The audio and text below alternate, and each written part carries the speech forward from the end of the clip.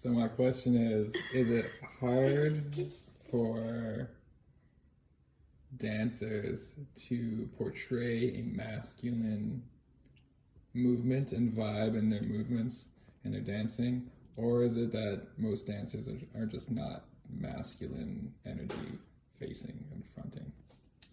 Okay, so just to paraphrase, so you're asking, is it hard for dancers to dance in a masculine energy?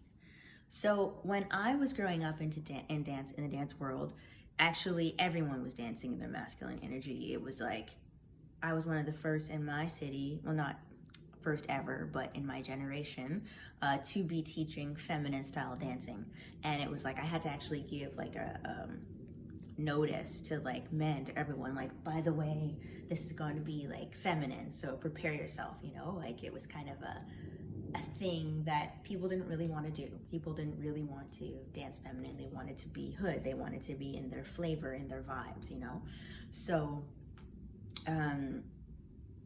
yeah, it was one of the few classes at first to be bringing that feminine style dancing where we would wear heels. And then now with the whole heels phenomenon, there is definitely a space where, yeah, it's like people are more in their feminine dancing and people are more in their masculine dancing.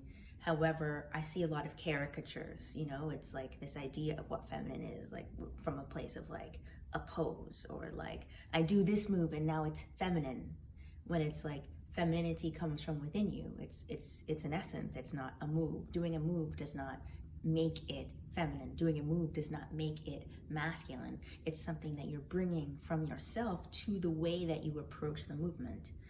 And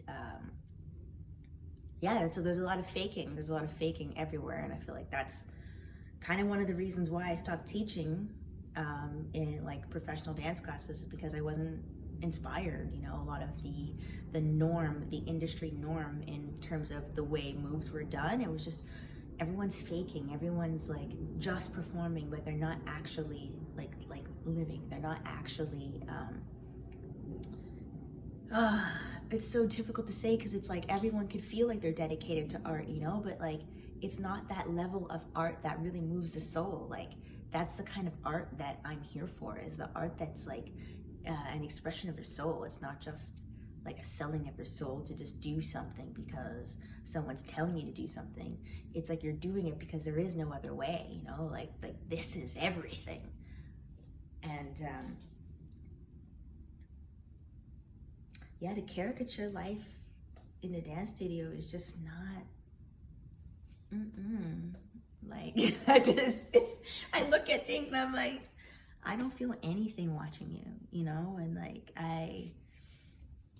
yeah, the same goes for like the feminine dance world. Like it's just like I always, like, in all of my past girls club, I think an academy I had, we always talked about like scraping your pussy on the ground, like just for the sake, like mopping the ground with your pussy. Like, you know, everyone's just touching their pussy and scraping it on the ground, but it's like, but do you feel good in that, you know? Like, is that your energy? Is that your essence, you know? There's a difference between you touching your pussy because it feels good and you just doing a move because you're told to. Like, doing a move because you're told to, like, oh my gosh, it's like so cringy in my soul, especially when we're doing like sexual movements, you know? Like this is a sticky place that I feel like requires some more teaching and education, especially for, you know, every generation. Everyone needs to learn like what it is to truly be in your sexuality for yourself first. You know, it's not about exploitation.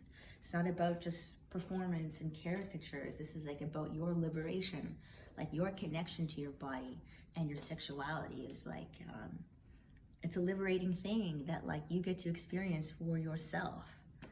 And done any other way, it's like, what's the word? It's like, yeah, it's a gross inversion. It's not the way it's supposed to be.